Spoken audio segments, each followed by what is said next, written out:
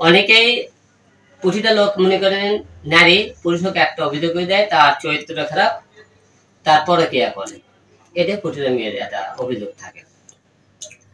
আমার জীবনে 3টে মেয়ে আছে, 3টে মেয়ে। আমার প্রথম বউ নাম হলো সুমি, আমার 2 মেয়ে 1টা ছেলে। 2016 সালে আমার সুমির সাথে ক্যাসাল গন্ডগোল হলে সে একটা মামলা করে, আমি সেখানে 41 দিন জেল খাটাই ছিলাম। সেক্ষেত্রে জেল খাটতে পারানোর পরে তার সাথে মীমাংসা হলে আমরা আবার সংসার শুরু করি। তারপরে পারিবারিক আমার আম্মার সাথে মনে করেন তার একটু ঝগড়া হলে রাগ করে সে বাসা থেকে বের হয়ে যায়। যা বলছে তুমি যদি বাসাগুলো আলাদা করতে পারো সেদিন তোমার বাসা যেমন হলে আমি সংসার করবো না। তো বাবা মা বলে ঠিক আছে একটু দেরি করেন, হলে দেরি করো, সংসার নষ্ট করার দরকার নেই, আমি তোমাকে জায়গা দিচ্ছি, তুমি হলে বাড়ি করো। তারপরে আমার বাসার সাথে একটা বাসা ডুপ্লেক্স বাড়ি করতে 2 বছর সময় লেগেছে। লাগার পরে আমরা প্রথম বউকে আনার চেষ্টা করি, সে এই 2 বছর টাইম দিয়েছে, আমি বুঝতে পারিনি সে সৌদি এক প্রবাসে একটা ছেলের সাথে প্রেম করছে, আমরা বুঝতে পারিনি বিষয়টা। এই দিন 2 বছর সে সময় নেই। পরে আমার মা বাবা সবাই মিলে সে বললো যে তুমি হলে আসো, 3টে মেয়ে অন্তপক্ষে 2টে সন্তান দিকে মুখের দিকে তাকে হলো সংসারটা করো। 500 অনেক মেয়ে দেখেছে স্বামী ছেড়ে দিবি মাগার তার সন্তানদেরকে ছাড়ে না। আমার এই বোর্ডে এমন সে সন্তান ছেড়ে দিয়ে গেল, আমি না খারাপ বুঝলাম। প্রথম বউ। তারপরে আসলো দ্বিতীয় বউ নুসরাত। নুসরাত সাথে মিডিয়াতে আসে, যোগাযোগ হয়, কথাবার্তা হয়, হওয়ার পরে তার সাথে সম্পর্ক হওয়ার পরে জুটি হিসেবে কাজ করে তারপর নুসরাতের বিয়ে হয়। নুসরাতের সাথে বিয়ে হওয়ার পরে আমরা কিছুদিন ধরে প্রোগ্রাম করে নুসরাতের সাথে আমার সংসারটা ভেঙে যাওয়ার কারণ সেটাও বলতেছে কি কারণ ভেঙে গেল।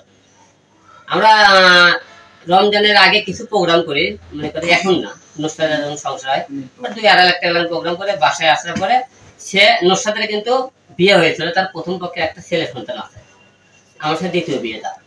তো বিয়ে হওয়ার পরে 8 বছর ধরে সে বাসায় যায় না, সে বাসায় যেতে চাইলে কিছু টাকা আলে বাসায় দিলে 30,000 টাকা চলে যাও মার্কেট করো, কোথায় না আসে 50,000 টাকা নিবে, তেমন কোনো 1 লাখের পরে আমি সব টাকা চলে যাও। পরে সে বাসা থেকে 1,20,000 টাকা নিয়ে বাসা থেকে বেড়ে চলে যায়।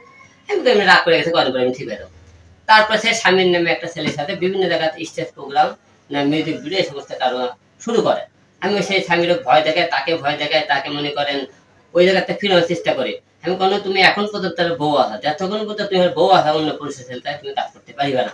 সে পরে সে বাধ্য সে ডিভোর্স দেয় আমাকে।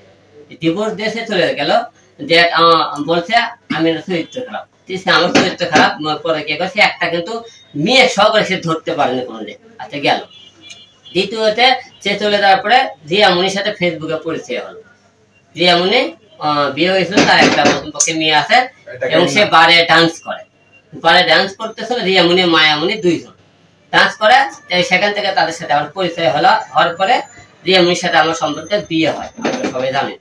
বিয়ে হওয়ার পরে তাদের সাথে মনে করেন সংসার হওয়ার পরে আমার বাবা, প্রথম বাবা আমার মারা যায়, এটা আমার পালিত বাবা, যে বাবা বর্তমানে মারা গেছে আর কি।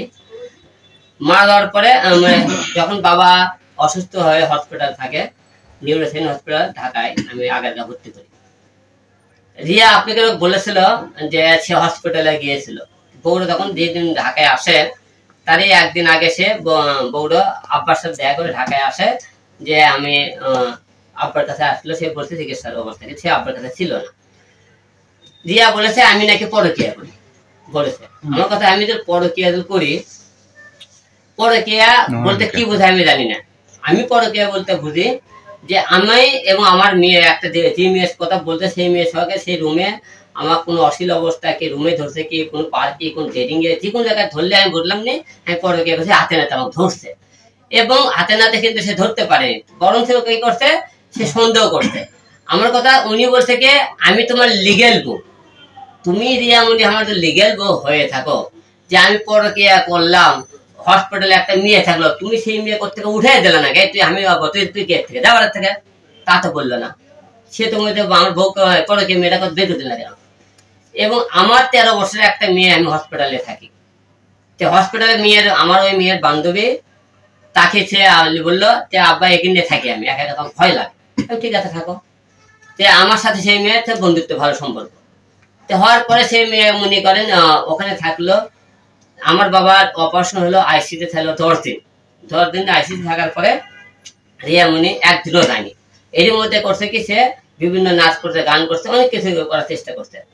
রিয়ামণি ডিভোর্স দেওয়ার হলো বলেছে ডিভোর্স দেওয়ার কারণ হলো প্রথমে যখন রিয়ামণি বাড়ে যায়, বিভিন্ন নাচ গান করে, ওরে আমি শাসন করে মানা করি, জীবনে তুমি আমার সাথে ক্যাসাল গন্ডগোল করলে সে বাড়ে যায়, অন্য ছেলেদের গান করে, সে আমি করে এই কাজগুলো করলো না বা কত থেকে আর করবো না।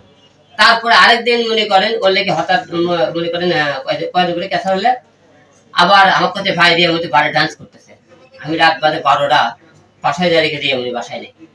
তারপরে দেখি ঢাকা এজেন্সির কটা লোক ধরলে মদ দিয়ে বসে আছে, নাচ করার জন্য রেডি হয়ে আছে।